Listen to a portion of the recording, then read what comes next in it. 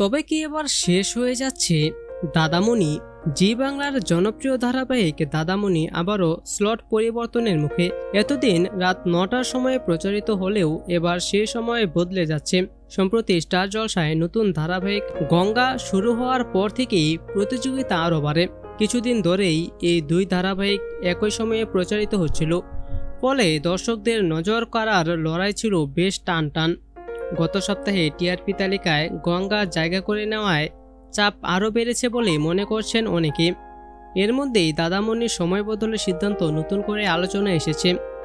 Channel সূত্রে জানা গেছে 27 মার্চ থেকে রাত 11টা স্লটে দেখা যাবে দাদামণিকে।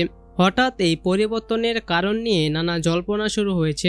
শোনা যাচ্ছে আসন্ন নতুন দুটি ধারাবাহিক কমলানিবাস ও অন্নপূর্ণীর লক্ষ্মীরার জন্য জায়গা তৈরি করতেই এই সিদ্ধান্ত নেওয়া হয়েছে। তবে দর্শকদের একাংশের ধারণা বারবার স্লট বদলের পেছনে অন্য কারণও থাকতে পারে।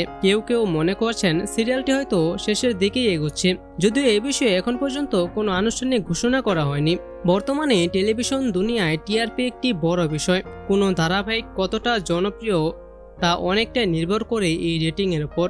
তাই ঘন স্লট পরিবর্তন হলে তার প্রভাব পড়তে পারে দর্শক সংখ্যার উপরও।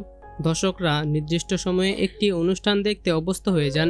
সেই সময় বদলে গেলে অনেক সময় তারা আগের মতো নিয়মিত দেখতে পারেন না, ফলে রেটিংয়ের ওঠানামা হওয়া স্বাভাবিক। দাদামণির ক্ষেত্রেও সে প্রভাব পড়বে কিনা এখন সেটি দেখার বিষয়।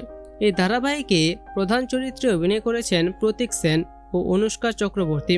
নতুন প্রতিযোগিতা নিয়ে অভিনেত্রী অনুষ্কা আগেই নিজের মত প্রকাশ করেছিলেন।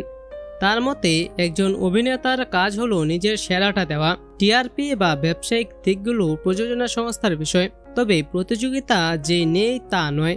নতুন ধারাবাহিক আসলে চাপ বাড়ে, কিন্তু সেই চাপকে পাশ কাটিয়ে কাজের উপরই ফোকাস রাখতে চান তিনি। নিজের অভিনয় নিয়ে দর্শকদের প্রত্যাশা পূরণ করাই তার কাছে সবচেয়ে গুরুত্বপূর্ণ।